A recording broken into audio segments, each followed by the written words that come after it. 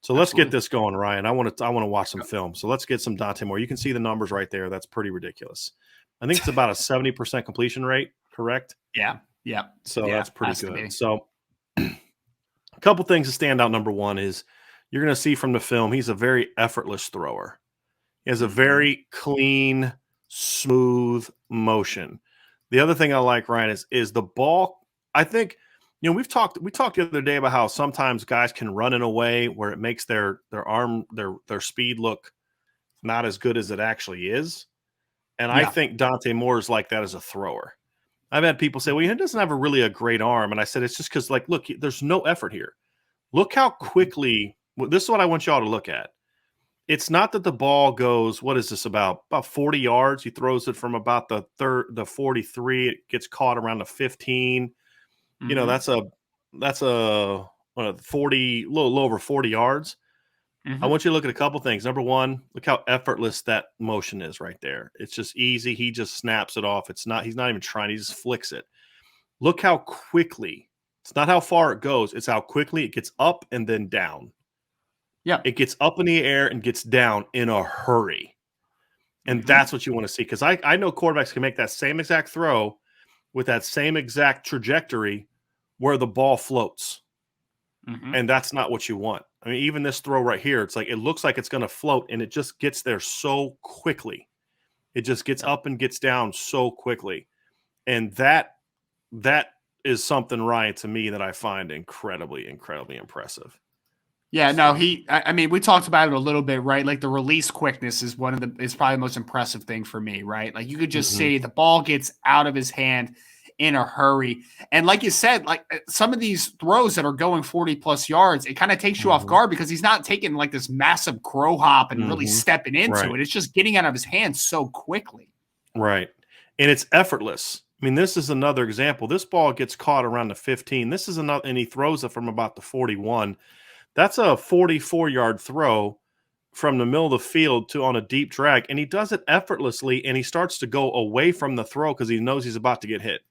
Right? I mean, this is an effortless, easy throw. And look how quickly it gets up and gets down. There is no touch on that ball from the standpoint of touch isn't the right word.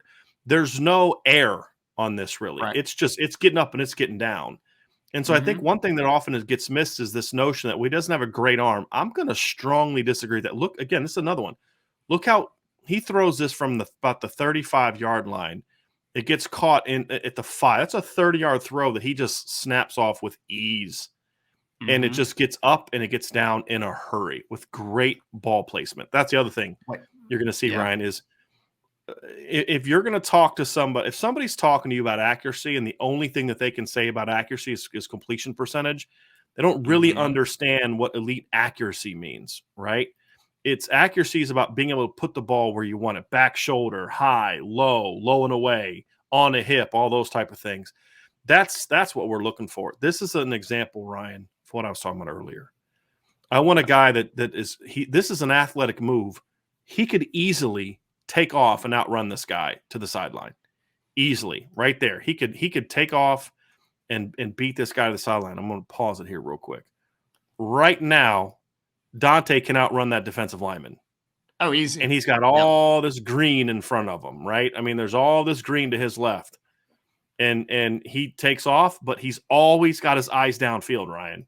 I mean, he's never takes his eyes – as he's moving around the pocket right here, he never takes his eyes off what's going on down the field. Yeah, and honestly, his body is even squared up on this throw. This is not an easy throw at all. Rolling to your left like that, that's not easy. This is a 35-yard throw that's on a line rolling to his left, Ryan. Don't talk to me about he doesn't have a strong arm when you see that throw right there. Yeah, no, that's an absurd throw. I think one thing that some people kind of miss on it too is that there are some times where he's not throwing this, this rocket into a tight window because he has such good anticipation to him. He doesn't have to throw it into a window. Explain what that means to people. So that means I try to use a lot, and I want to make sure people understand it. So you'll see some guys that are effortless and they get everything out on time.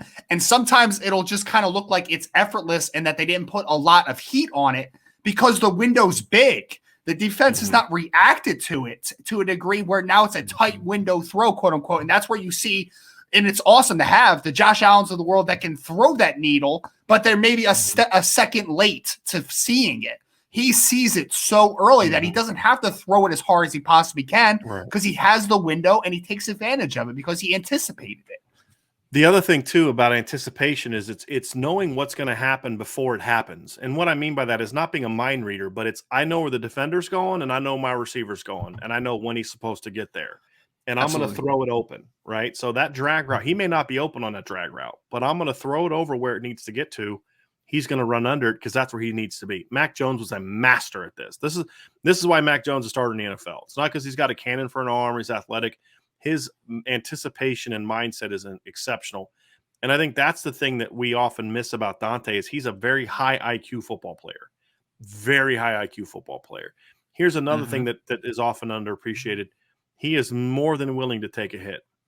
Like he knows he's going to get hit, and he's got a guy up the seam. The timing of it. I mean, this is dropping it over top of three guys with a dude right in your face.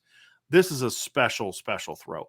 And you can watch this. Watch the corner to the top of the field. He has no time to react to this ball. It gets to that receiver so quickly that he has no time to react to the football. None. Yep. I mean, that is special arm talent, Ryan. Absolutely. He throws a ton of these back shoulders too, by the way. He is an excellent back shoulder passer. And back shoulders is an advanced thing, right? Because you have to have not only confidence in your ball placement, but you also have to have confidence in the receivers that you're throwing that they're going to be able to react to that. So like that's a pretty like advanced concept. You don't see a lot of high schoolers throwing a bunch of back shoulder balls because that's kind of like I have like man coverage. I know the back is turned of the defender, and now I'm going to hit the back shoulder. Like that's it's a pretty nuanced and advanced way of thinking as a quarterback, to be honest. This throw I really like right here, Ryan, because he actually, if you watch it, his feet actually aren't where they should be. He actually steps a little bit too far to his right, and he's got a post route breaking across. But his arm is so strong, he's still able to throw this thing on a line on this post route. The other thing, this is what I talk about with ball placement. Was watching this throw with somebody. He's like, and he says, see, he underthrew the guy a little bit. And I said, well, why do you say that? He goes, well, he didn't lead him. So he threw the ball exactly where he needed to throw that ball. And here's what I'm saying. This cornerback's playing over the top, right? So that corner's playing high. You throw that ball out over top, this corner has a chance to make a play on it. Once you see that corner's on top, you put it right on him. And that, to me, is where that ball needs to go. That's absolutely where that ball needs to go. This is another one that you just watch the timing. He knows where he's trying to go, and he just gets that ball out in a hurry, and it just travels so quickly. So quickly. You can't. And he's so easy. He's really good rolling to his left too, which is a pretty unnatural thing for a righty to begin with. I like on that last one that we saw where, the one that we saw before, he didn't really get his feet set because it was kind of out of necessity. That one, he squared up his shoulders and made the throw a lot easier for him too. I love this is another great throw. This is right up the seam, nice and easy, effortless. Sets his feet, gets the ball out. I mean, this is a really impressive throw. And again, it's throwing the guy open. I mean, this is the thing. Is like this. Look, this is this. So if you see over here, I don't think I can show it because you can't really see it. But there's a receiver on the far hash to his left. Okay, and he's actually on the opposite hash. He's just getting inside the opposite hash, and Dante's already thrown a ball to the hash. So the guy that caught the ball. Right now, watch where he was when Dante let it loose. Watch where again, it's just, this is the kind of anticipation that I just absolutely love. He plants his feet. He's thrown now. Look where that kid is. There's somebody else on the seam right now. And he, a lot of guys, see, here's the thing. A lot of quarterbacks will see that defender that's currently on the seam and see the guy that's playing over top and not feel comfortable about making that throw. And Dante has no problem with that. He has no problem with that. And that's what I absolutely love about watching this kid play. He's a really special quarterback. Throws on the run relatively well. I mean, this is a quick read. He sees it coming, knows where to go. Soon as he sees this linebacker, this safety coming downhill, he knows he's got the drag coming wide open. Gets rid of it quickly, hits the guy right in the stomach, He doesn't have to reach for it. He just catches it and goes. That is a big-time play. Love the timing here. Again, the timing, the anticipation, just it's he doesn't set his feet real great on this throw, Ryan. It's kind of like the other one. He actually kind of fights across his body a little bit because his plant foot, or his lead foot is actually a little bit to the right of where he wants to go, but he still drops it on a dime. I mean, so like if I'm doing a clinic talk right now, I'm saying, hey, if you can see it here. So when a quarterback fights across his body, you can see, because he has to you see that bend here where he's kind of leaned over as opposed to kind of turning his hips. That's what usually happens when a guy is fighting against his body because he didn't step correctly. But it doesn't matter because his arm talent is so special that he's just able to put the ball where he wants it. And that's what separates the good ones, the really good ones, from the great ones. The great ones don't always have to have it perfect to get the ball where it needs to get to. Aaron Rodgers is that way during the regular season. I had to say that. Sorry. The great ones are that guy where your feet don't always have to be set. You don't always have to have perfect time. He underthrows this one a little bit in the rain. I'd like to see him get this ball out a little bit more. He kind of aims it, right? This is what happens when you aim it and don't snap it off, right? See how it floats up a little bit. Again, it looks like it's raining pretty hard there too. So I want to see him obviously snap that one off a little bit, but still gets it where it needs to get to and makes the play he needs to make. But this is a really, really special talent. RPO game. Again, go ahead, Ryan. Oh, no, I was just going to say, I think one thing that you kind of come back to with watching the film is the phrase arm talent. And I think that people kind of associate that just with arm strength. But I think what you see here is that he throws with so many different trajectories and so many different angles. It's almost like a pitcher in baseball. Like, he doesn't just have a fastball. He has a curveball. He has a slider. He can he has an arsenal in his throwing repertoire, which I think is just what makes him special. I love this thrower here. He knows he's got to heat this one up a little bit, right? And it's like right between four guys, right? So look where everything is when he starts to throw. When he starts to throw, this guy's not open, right? I mean, he is cocking the throw. He's throwing to the receiver that's currently at the 30-yard line on the hash. That's who he's throwing to. There's two guys inside of him, right? But he knows where that guy's going to get to. And he throws the guy open in between six guys. There's six guys in that area. And he gets the ball there, right? I mean, this is a junior in high school, Ryan. Yep. Like, look, are there guys in the country with stronger arms? Yeah. Yeah, there are. Are there bigger quarterbacks? Yeah.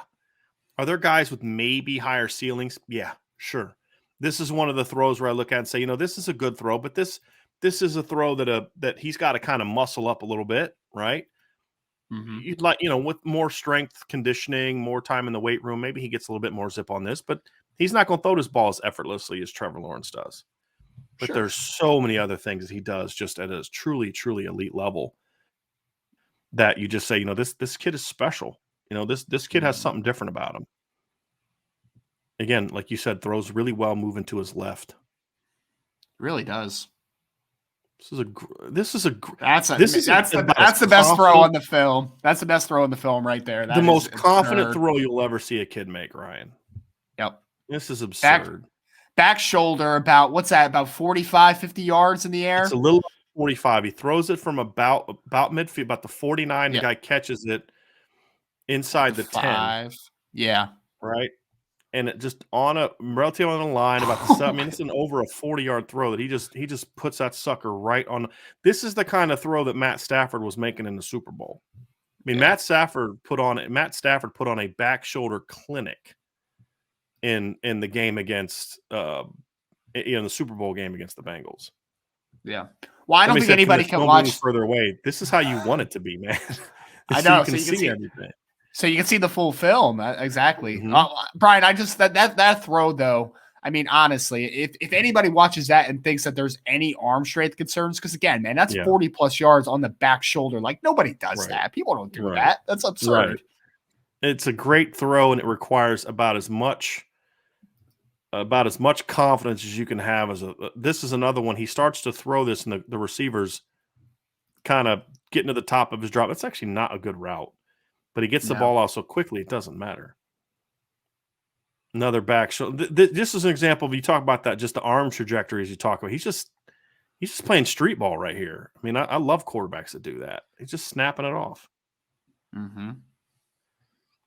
So it's an impressive thing. Again, another. I mean, this is just a stupid back shoulder throw. I mean, this is just ridiculous. This is just like I don't even know how to evaluate this. Like, how do I even evaluate this? Like, what are you doing here? I mean, this is just, he just sidearms it and just flicks it off to the sideline. He's about to get hit, and it's just perfect ball placement. It's just like, come on. That's either caught inside the 5 for a first down, or it's going incomplete. And the DB has no clue what's happening. The DB has no concept that the ball's coming. None. Because the ball gets out so quickly. Yeah. You know, and it's just, and his receivers, I'll give his receivers at King do a great job of being ready for the ball. They do a great job of being ready for it, because I mean, he gets it to be 70% the way that he throws. You better get your head around quick. You better, it's like the old expression, you get your head on a swivel. If you're a receiver at Dairy King, your head has got to be on a swivel, because you don't know when or where Dante's going to put that thing. You may think, oh, I'm covered, and Dante's like, no, buddy, I got this. I would personally never, if I'm a defense running against Dante, well, maybe not never, but I would rarely run man coverage, because if you're putting your back to this kid, he's hitting that back shoulder all day. He's breaking the pocket as a runner. You don't have anybody to account for him. It's a headache. Yeah. Just let this run through a little bit. But this is I think some of you are saying why I think this kid is special. I mean, he's got the total package, patience, getting the ball out quickly. And when he misses, it's like completions for someone.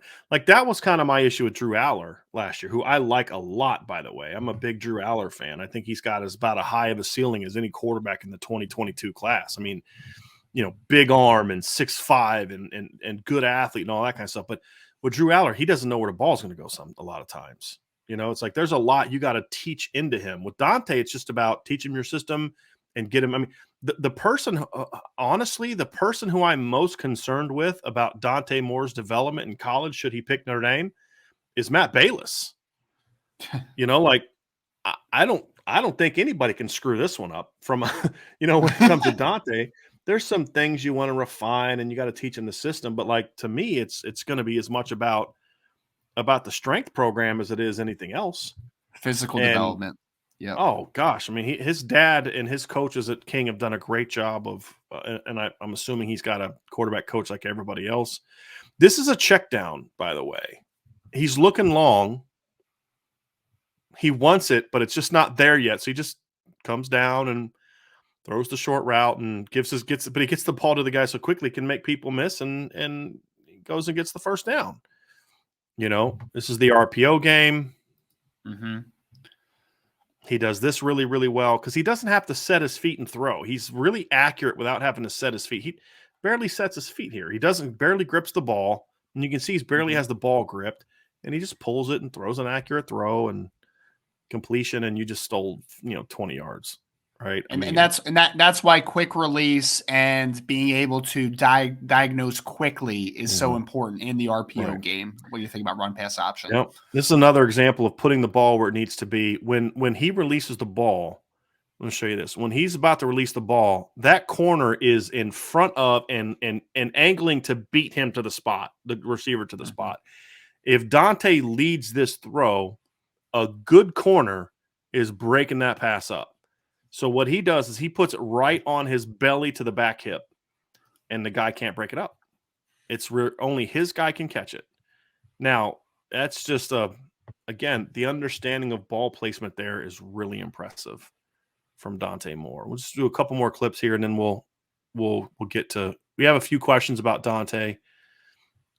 Good read, good progression. That's another thing you see him when you watch. You don't see it a ton in the highlights.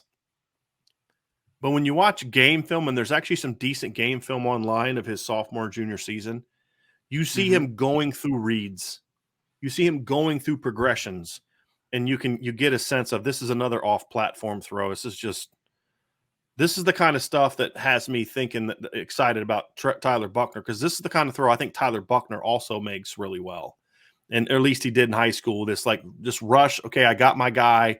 Let me get it out quickly, kind of throw off platform. I think Tyler's going to be able to make throws like this too, but Dante also is able to make this. Really, really impressive. Really impressive. And, something else we don't see on this highlight, Ryan, there's like no running in this highlight. I know. He didn't put any of his running clips on there, but I love the pocket mobility. But this is I like. So you see how the defender's coming around. Watch him rip he works his shoulder inside. He's protecting the football from the rusher. Watch that right there. Protecting the football from the rusher. He's got two hands on the ball. Then he escapes. So his first task right there, protect the football. Don't get sacked, but protect the football. He does that. Then he finds the receiver, gets the ball out. This kid is really special, right? This is a special quarterback. Yeah, and I love the pocket, the feel in the pocket for one, but also he is very tough inside the pocket. I've seen several already where he's getting hit while he throws. He has to kind of navigate some chaos in that pocket, and here we go on the run again. Look at this, but look at the down. It's fourth down. I believe this is either the state championship game or it's one of the playoff games. And this is one of the big plays. He takes off running, keeps his eyes downfield, and just finds the guys he's about to get hit. It's a big time play. Yeah, that's a big time play. Another off platform throw. Come on. Watch this last one, and then we're gonna move on to some of the questions and stuff that we had about this. Great timing. Love this one. So watch again. He's throwing a corner route. Okay. When he plans to throw, the receiver has just hit the top of his step. The receiver's actually kind of taking a bit of a bad angle at first, but Dante doesn't throw where the receiver's going. He's throwing it to where the receiver's supposed to be. And that's the quarterback's job. Throw the ball where the receiver's supposed to be. If the receiver doesn't get there, then as the receiver's coach, I got him. Trust me, I'll handle his business. You put the ball where it needs to go. Right? And it's I love watching that kid's film, Ryan. It gets me fired up every time. Yeah, man. He's a coach's dream, to be honest, because at such a young age to have just like an understanding, because like that last throw, it's a levels concept, which basically means, right, like there's somebody shorter in the flat, there's somebody that's going over top, and you're trying to make that corner guess wrong. Either he stays back on that corner or he comes up on that flat. He saw that the corner is kind of running right to that flat. His body is not in a position where he could back off and make a play on that route. And he saw that very early. Like you said, when he threw that, the kid's angle was not good. And it wasn't like an obvious that the corner was even in a bad position, right? But he just felt it. There's a feel to the quarterback position that you can't always quantify, but you see it on his film. Right. Got a super sticker from Truman Dumel, and then Truman also makes a comment. Thank you for that, Truman. Truman also says, I hear Dante Moore is better than Archie Manning, except Manning has the royal pedigree. I think that I'll say, yes, I think Dante Moore's, I've said this since last summer. I think Dante Moore is a better player than Arch Manning. I think what has happened with some, though, is I do think Arch is starting to get a little bit of a bad rap from people that aren't that now he's over. I think he's overrated from the standpoint of I don't think he's the number one player in the country. I don't think he's the best quarterback in the country. He's at best number 3 for me. I think he's more of a top 30 to 50 guy as opposed to a top 10 guy. So I think Arch Manning's name has led him to be like the number 1 player in the country. But Arch Manning's a really good football player. You know what I mean? And so technically I think he's overrated, but he's a good football player. And yes, the name helps, but I think that what's kind of happened is a little bit is the name has caused some to kind of ding him more than they should because of the name and underrate him, I think. So yes, overrated, but then you can drop him down a little bit too far. But yeah, Arch is still a good football player. But yeah, I think Dante Moore is better. To me, Ryan, I don't know your thoughts on this. I think the 2 best quarterbacks in the country that I've seen so far, and I've watched most of them, I believe, is Dante Moore and Malachi Nelson. Those are my top 2 quarterbacks in this class. I think Arch is in a conversation with some other guys for that third spot. I think there's a clear 1-2. I think the debate there is who's better, Malachi or Dante. Malachi or Dante. I'm hoping that we get to see those guys battle for years. Because if those guys are battling for years, it means that Dante's going to Notre Dame because Malachi is going to USC. Right? So if those guys are going to battle, then that means, and I'd love to see that. But I think that's more the debate. I think after that is when you start to say, okay, I think that's where you can get some debate in who's 3, who's 4, who's 5. I think that is a little bit closer to where that discussion is. But we did have a couple super chats, I believe, regarding this conversation. I think did the Neum book conversation break out? Oh, it happens. My gosh. First of all, he wasn't 30-3, he was 30-5. So let's talk about like legitimate big time quarterbacks here. We're not gonna go there, but I did want to quickly get to a couple super chats. Mike Huff says obviously Dante is special, but man, Chris is so talented to get either or would be good for me. Am I wrong? Again, I'm not going to sit there and say I'd be upset if Notre Dame got Chris Vizina, but to me there's a difference. There's a difference. I mean, they're both great. There's both really good prospects. Like there was a comment earlier from Nate Beast, and I get it. If we don't get Dante, that is crushing to the program. And I understand where you're coming from, but no, it's not crushing until you tell me who they get. If they get another Steve Angeli, that's pretty crushing to me. If you get a Chris Vizina, then you're still got a really good football player. And that's the thing is we can't go to it's Dante or bust. It's Dante I'm all in on Dante, but it's not a Dante or bust scenario for me. There's other really good quarterbacks in the class. You've got to get one of those. Now, if you tell me that if they don't get Dante or Chris Vizina, then we might have a different conversation about, whether or not it was there. Shelton Hager with a super chat. Hey man, I hope you're doing good, buddy. I'm still praying for you and your wife and your family with everything you're going through. I know Moore gets asked about every day, and y'all and myself agree that he leans towards Notre Dame. But what other schools are a heavy push for him? If for some reason he didn't pick Notre Dame, where would you guess he would win? Love y'all. I think if he picked another school today, I would lean towards Michigan State. Same. I think Miami's in the conversation, but I think they're still third for me right now. And I would say probably somebody that we're not really talking a lot right now. I think if he doesn't go to Notre Dame, if I had to predict, I would say he's going to go somewhere that we're not expecting right now. But the where things stand right now, I'd say Michigan State and Miami are battling for third or for second.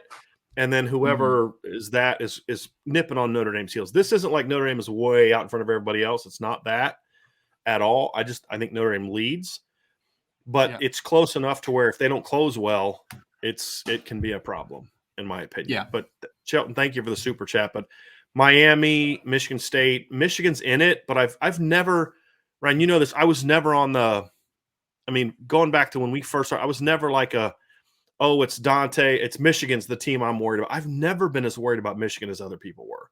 Never. And the way that the offseason has gone for them, I'm even less worried about it now, in my opinion.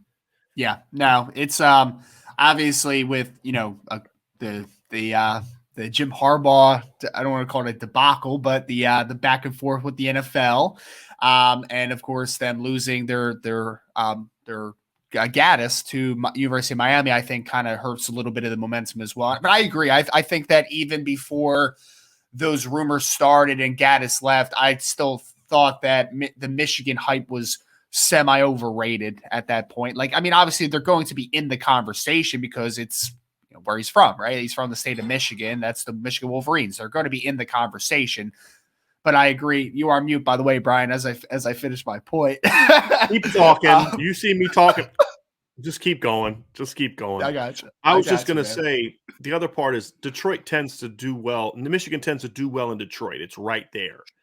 I think that's why why people bought that narrative as well. Yeah.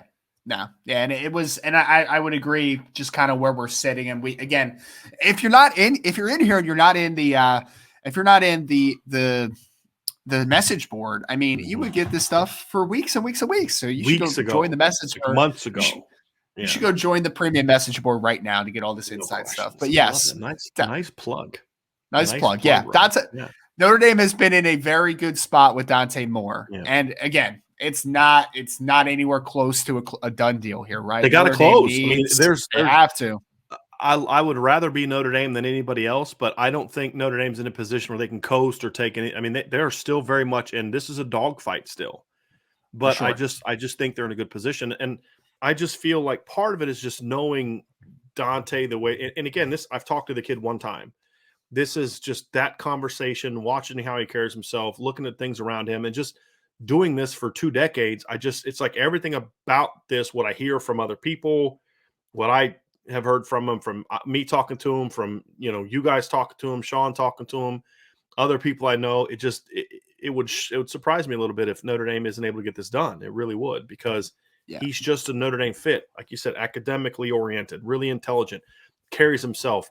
He has a lot of swagger, but he's not that arrogant, like in your face about it, right? Like he's not Johnny Manziel. He's not that kind of guy. He's just got that real quiet, subtle. Like he kind of carries himself like I felt Pat Mahomes did early in his career before he became a bigger name, where now he's on, and I don't have a problem with that, but like he's on commercials and stuff now, and we're starting to see more of his personality, which I find very engaging. I like it. But, when Patrick was going through that first big year, he was just a go out there, and he just had that swagger about him, but it wasn't like a brash, in your face, Brett Favre, Cam Newton, Johnny Manziel type of brashness. It was just, hey man, I'm gonna go out here, I'm gonna do my business, and you can't stop me. And I like kids like that. That's the best part of his game too. When we just kept talking about the back shoulders and how confident of a throw it is, that kind of exudes into his play. There is a confidence about him. That's that swagger, right? Like it's not conceited. It's not, just being a jerk. Like it is just that he's a confident young man. Everything he does, every throw that he makes, this is my favorite thing. There is conviction to it. There's a reason for it. And even bad decisions. I think he threw an interception in the state championship game, if I remember watching it correctly. But even that throw, that ball came out of his hand like he knew it was going to be completed, like it was going to be a big play. That is just how he plays the game. That's a confidence. There's a conviction to how he plays football. But he doesn't turn the ball over outside of it. No, he doesn't turn the ball over a lot because that conviction. He's also a very high IQ football player. And that's another part of his game that I like. From Casey Martinez, thank you for the super chat. Casey, I feel Dante Moore is a quarterback that has great, not elite running ability, but his quarterback intangibles are elite. Everything else is elite about him. I would rather have more. Your take. Also, keep up the great work. Love from Arizona. Appreciate you, Casey. Yeah, I mean, I'm pretty much on board as saying like he is my pick for this. I mean, he'd be the guy that I would say that's the guy that I feel like you have to go to. And we're gonna